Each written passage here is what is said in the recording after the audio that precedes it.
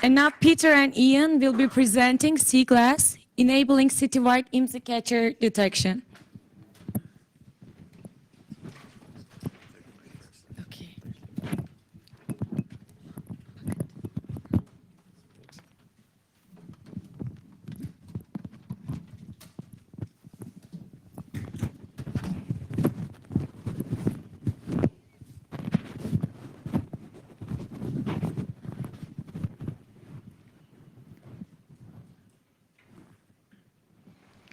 Okay, thank you for coming. Is the mic okay? Okay, great. So we do have a lot to cover in the next 15 minutes, so let's get started. I'm Ian Smith from the University of Washington Computer Security and Privacy Research Lab, and my colleague, Peter Ney. also from the Security Lab. We're here to present our research on SeaGlass, which is a cellular measurement system that we designed and deployed with the goal of enabling citywide cell site simulator detection.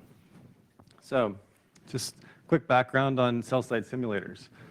These are also known as IMSI catchers and stingrays, and there's a lot of different makes and models of these devices, but what they have in common is they act like fake cellular base stations for the purpose of surveilling or otherwise attacking cell phones.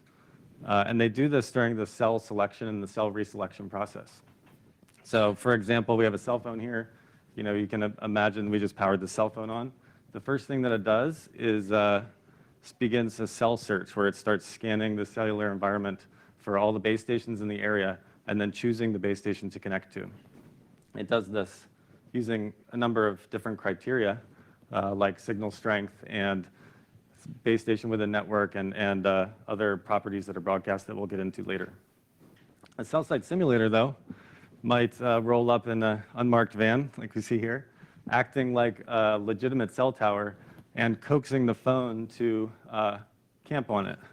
And in doing so, the phone reveals some private information like the IMSI, which is the unique subscriber identification number. And this, because the phone is camped on the cell site simulator, it has a number of capabilities where it can attack the cell phone. For example, it can precisely locate the phone using directional antennas, and it can perform eavesdropping attacks on phone calls, send SMS spam, and even inject malware. So many privacy implications here: location, communications, content, and possibly malware, which is, you know, game over on cell phone privacy. So not only, though, are these attacks possible, but they're also common. For example, in about half the states in the US, state and local law enforcement have cell site simulators that they use for surveillance purposes, as well as what we've learned from public records requests and anonymous leaks that 13 federal agencies use them as well for surveillance purposes. And not just law enforcement, but also criminal use. You can build these yourself for a few $100s with a laptop and a software-defined radio. And for example, in China, thousands of cell site simulators have been confiscated, sending hundreds of millions of text message spam, often containing malware links. And even though law enforcement use is controversial in the US, they've been used to hunt undocumented immigrants and solve crimes ranging to the severity of locating the robber of a stolen box of chicken. And we also know that federal marshals fly kind of military versions of these devices in airplanes over US soil that can capture thousands of subscriber information and locations at a time. And so most of what we know about cell site simulators are from anecdotes, anonymous leaks, Freedom of Information Act requests, but we know very little about who uses them, how often they're used, where they're used, and for what purpose. And so what we need is objective data on their use in the wild. And so a measurement system to be able to answer these questions using kind of technology to find objective data rather than relying on whistleblowers and FOIAs and stuff. And so in particular, goals of such a measurement system would be longitudinal, so that we can collect data over time on their use and look at kind of historical sensitive events like protests to see if they're used there. Also wide coverage, so we can monitor their use across the city. And the measurement system should be manageable so that a small group can run the system feasibly. So our solution to this is SeaGlass, which we designed and deployed for 2 months in a trial across 2 cities, 9 sensors in Seattle and 6 sensors in Milwaukee during the spring of 2016. So just let's talk about the design of SeaGlass before we get into the data that we collected and what we learned from it. Just starting at the bottom, the basic unit of the SeaGlass system is a sensor. And basically, it's a Raspberry Pi with a number of components connected to it, such as a GPS. So we always know the position of the sensor at all times. And then also a cellular modem that can scan the cellular environment, looking for all the base stations in the area and kind of collecting information on it.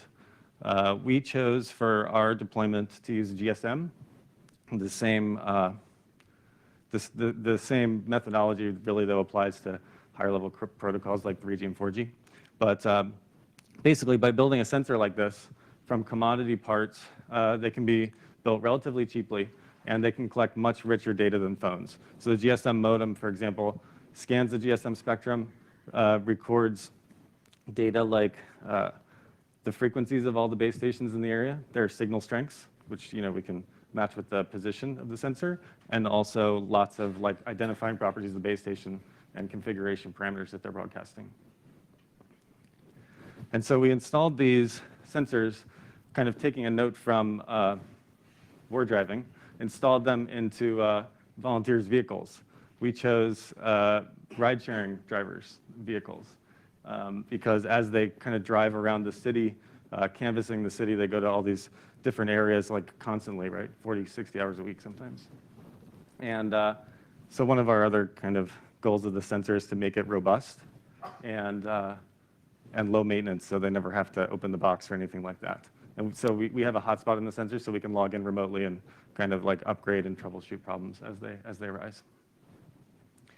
And the hotspot also allows us to upload this data continuously to our cloud collection database, where we can learn the baseline cellular environment across the city and then perform anomaly detection with all this data to find signatures of cell site simulators. And Peter will explain more about that data and what we collected and what we learned from that.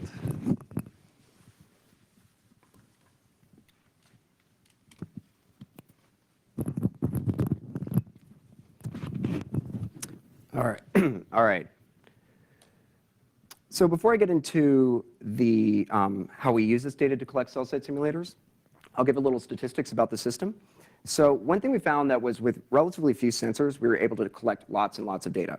So between Seattle and Milwaukee, we had over 2.1 million cellular scans in a 2-month collection window.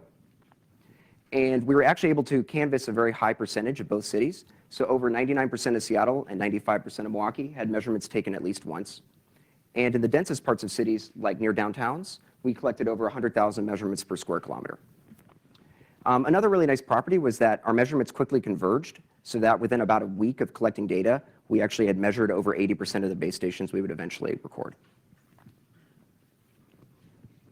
So now that we have all this data, how do we actually use it to detect cell site simulators? At a high level, our approach is to learn a baseline of the cellular network with this aggregated data, and then try to find anomalies that we think are indicative of cell site simulators. And so what we're actually looking for are what we call signatures, which are basically behaviors or properties that we expect from cell site simulators, but not normal base stations. And we spent a lot of time kind of thinking about how the behaviors between the two differ and how we would actually try to identify these in the data. And so we came up with a lot of classes of these signatures.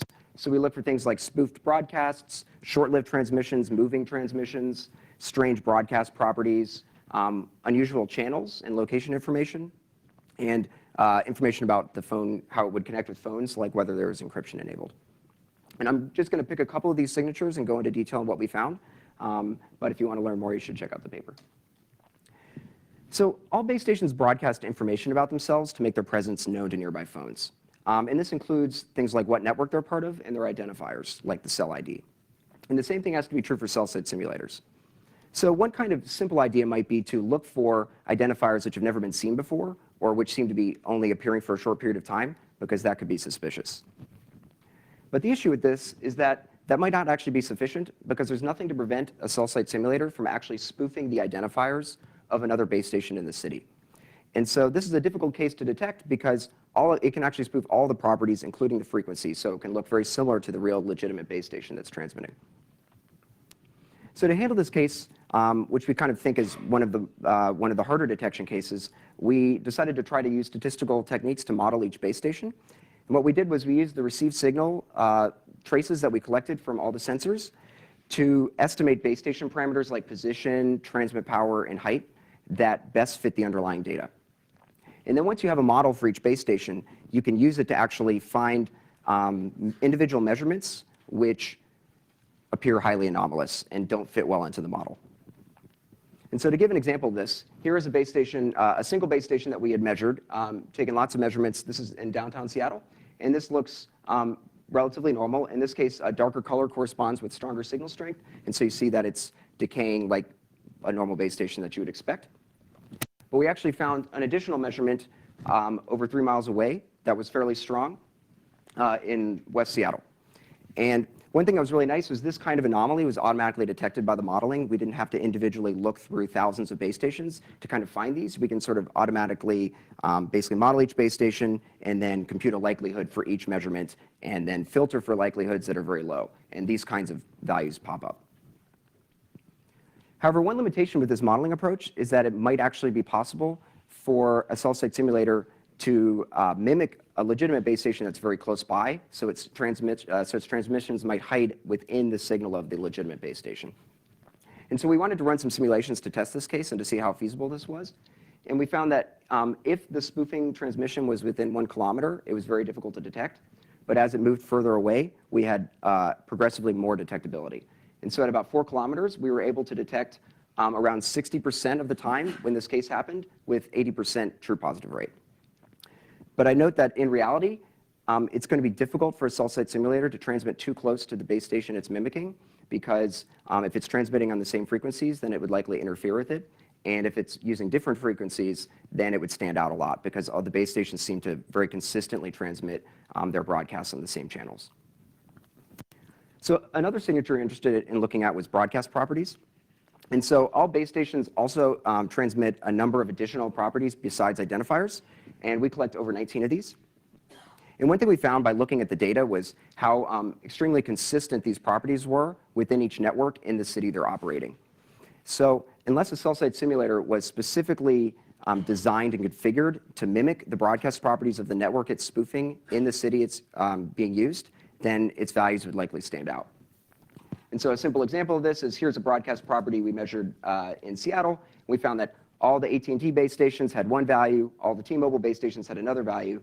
So when we found a base station that was advertising as a T-Mobile base station and it had a very anomalous value, it was very easy to notice it, and it stood out. But there are actually other reasons why cell site simulators might modify these properties, and that's because some of these might improve its ability to capture phones and minimize interference. And so these 6 values highlighted in red are suspected or known to be used by cell site simulators to kind of improve their capabilities. And so we had a really good example of this near the SeaTac airport in Seattle. And so we found that over the course of 2 months, we had been measuring the single base station, which is whose measurements are shown over there. And its values were the same all the time and inconsistent, and were very consistent with what we expect for that cell network.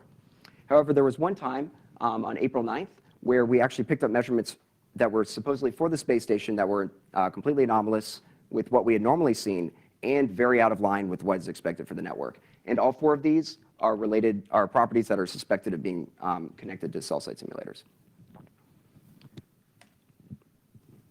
So in summary, cell site simulators we think they're a really important privacy problem that's a little understudied.